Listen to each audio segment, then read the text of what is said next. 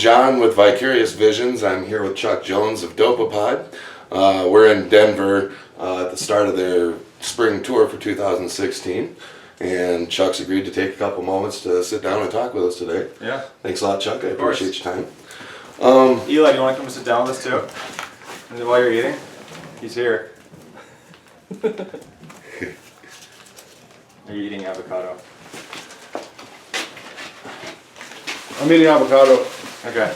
Yeah, you can probably hear me though, right? Yeah, chew out. Yeah. So first thing I wanted to ask you about was set lists. You guys hand out set lists at the end of the night quite frequently, and it's pretty obvious that the set lists that you write down before the show typically vary quite a bit from what actually gets played during the show. How much time goes into preparing the set list?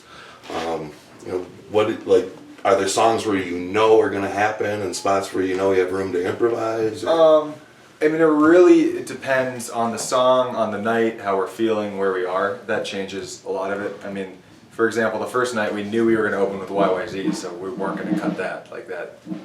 That was going to happen. But once we get some of the major things in the set that we know we're going to do, for example, that last night we were going to do Flipped with the Ween song in the middle, back in the flip. Like, those are set in stone. We're going to do those. It's very, very rare that we'll ever bail on that.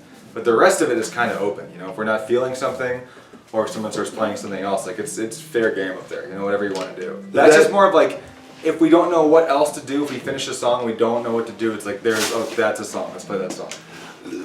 Is there like one of you guys that tends to take a lead when you start to improv away from the set list, or do you just listen to each other? Or? I think everybody's done their fair shares of like audibles, starting new songs or changing it up. It's not really. Yeah, I think we all share that pretty evenly. Okay. Yeah. Fan requests often surface for you guys. Blast, YYZ, Plastic Crown are all stuff that's been requested a lot. YYZ, like you said, you guys just played the other night. Grow was an example of a song that not only got played, but actually made the rotation for a while last year. How do you guys determine which songs are going to make rotation and how often they're going to get played? It's just a feeling that we have. Like, sometimes if we play something and we're not into it, we don't want to play something that we're not enjoying, because that's not fair to the audience. So, for example, Plastic Crown, we wrote that it had its moments. There were things in there we liked, but overall, we didn't feel it was a very strong song, and we kind of weren't that proud of it. So there's a chance in the future we might go back to it and revisit it and rework it. But the reason that we don't play that one specifically is we don't think it's a very good song. I think you might be in a smaller portion of the crowd there. A lot of people. I mean, there's a part in there. What is it? It's fart. Who has asked for that tune? I've never seen anyone ask for that name. I've seen it a couple times. I've seen it pop up a few times. What is it? it? There's a line in there. The slow part. It's like fart your dick. I don't think it's pretty awesome. I think that's funny, but I mean, it says there's a slow section where we just didn't have any other words at the time, and it was just a joke, and then we didn't stop doing it. So. Yeah. It's pretty horrible. There are good things. I think there's cool parts of that song, but just as a total thing, it doesn't feel like something we want to be showing off. Gotcha. Constant touring obviously has to limit the amount of time that you guys have to spend practicing, rehearsing, not just creating new songs, but even developing the ones that are in rotation. I mean, how much time do you guys really get to focus on song development when you're out touring on the road? Touring makes it a lot tougher just because of everything you just said. And right now, the time that we would have to work on new music is either on stage or in between being on stage and showtime. And when you're in the middle of a tour, you have 2 hours maybe a day to yourself. As soon as you're done sound checking, you have an hour and a half, 2 hours to do whatever you want, but then you have to be back somewhere. Right, so sound check kind of is I think that's something that people people don't necessarily think about or know about with touring musicians. You really don't get much personal time because we get up in the morning, we drive, we're in the car, we start loading in, we have a little bit of time before sound check, but not enough to go do anything. So dinner time is our only time for ourselves. So it takes a lot of commitment and people really wanting to sacrifice in a way, for lack of a better term. That's where the multi-night stands must come in real nice to Yeah. get a little bit more, less packing up, packing Yes, down. it's very nice. So it's harder to rehearse on the road. We do it. We get it going. But the main reason for the 3-month break we just took was half personal time, do whatever you want, and half rehearsing.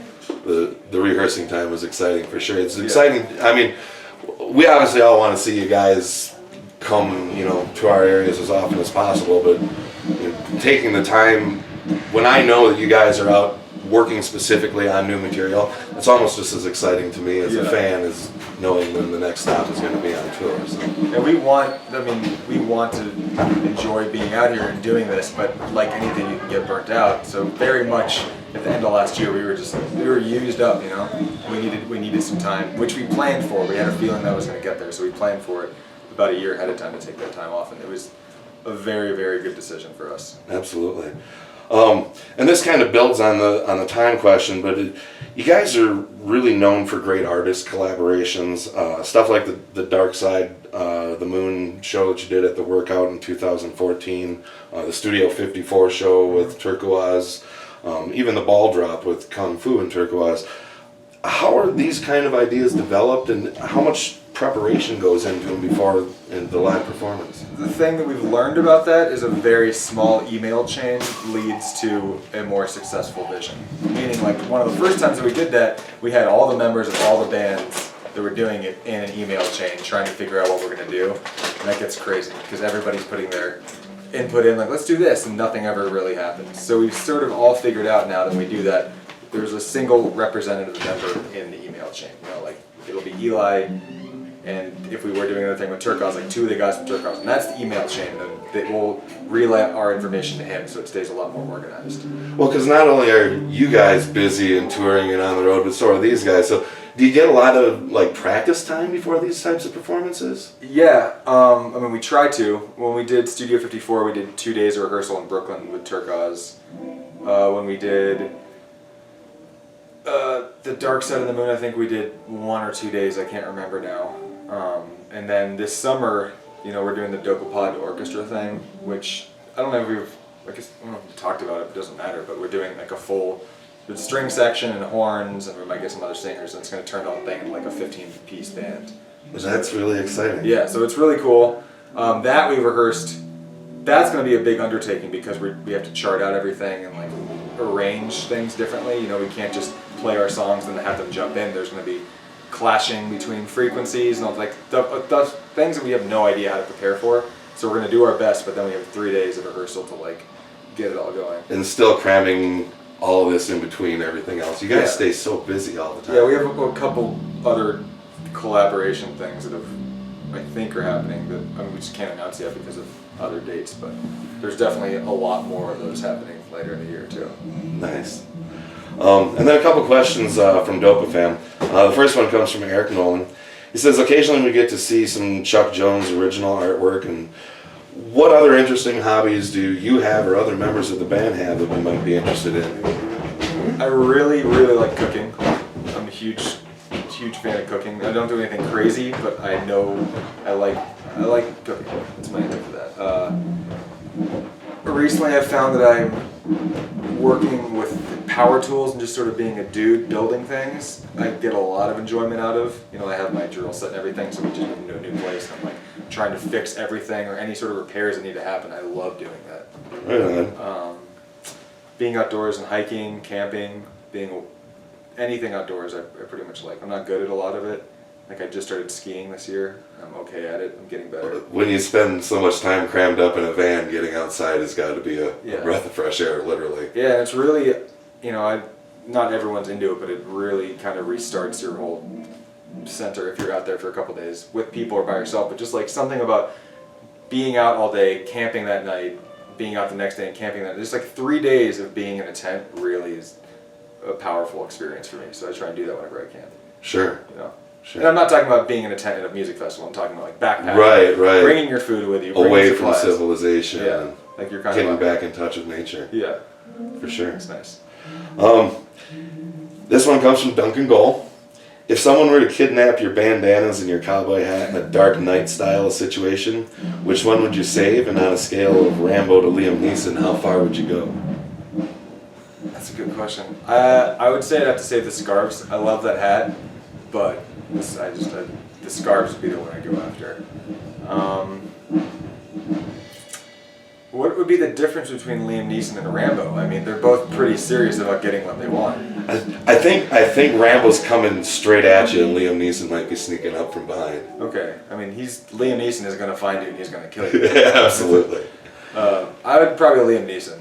Because Rambo's like, look at him. He's Rambo, his shirt's off, he's always sweaty, and he's like carrying chain guns. Like, I can't carry 2 chain guns. But I might be able to somewhat. I guess Liam Neeson kind of kicks some ass too. But he's not Rambo, let's be honest. Let's be honest. No one's a Rambo. And then the last one comes from Dylan Smith. Who goes through the most socks on tour? Do you guys ever do laundry just for socks, or do you say fuck it and just buy new ones? Do you ever go for dollar store socks? We have or had socks on our rider. So they'd show up every 2 weeks. One place would actually get socks for us.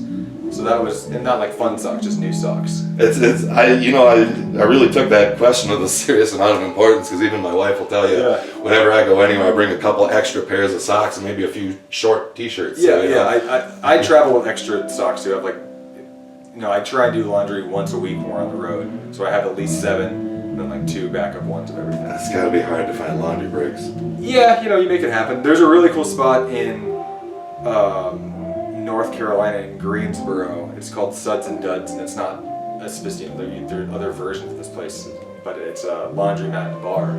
So you can go and just do your laundry and like play ping pong and have a beer. That actually sounds like a good idea for a change. And the original Blind Tiger that we used to play there was across the street from it, and that was like back in 2011 and 12, and I think I moved a couple of years ago. But we would just go and show up, and this was across the street, so that was really easy. Every now and then you'll luck out with like a laundromat next door. Or if it's a big enough venue, they'll have laundry in the venue. I never thought about that. Lots of bigger places do. Like the big brother or sister, whatever you want to call it, this place, the Ogden, is very similar. Well, sure, that makes sense if so many bands are coming through on the road. That's lots of places have available. Yeah, lots of places have laundry and showers for touring parties, because if they're on the bus, you're not taking showers on the bus and you don't have laundry. You're not staying anywhere. Right. You're constantly on there, so some people just don't have time to do that. So lots of the bigger venues will have things like that. Definitely I interesting. mean, where would they put a couch? Where would they put a laundry machine? Probably not anywhere near. Yeah. All right, well, I definitely appreciate your time, Chuck. Look for Dopapod on tour this April, and then all over the festival circuit again this summer, I assume, as well. Yeah. And then the Dopapod Orchestra, when are the dates for that? It's in June, I think. I don't remember exactly. I'm definitely looking forward to seeing lots of Dopapod in 2016. Yeah, it's gonna be Thanks again for your time, Chuck. Of course.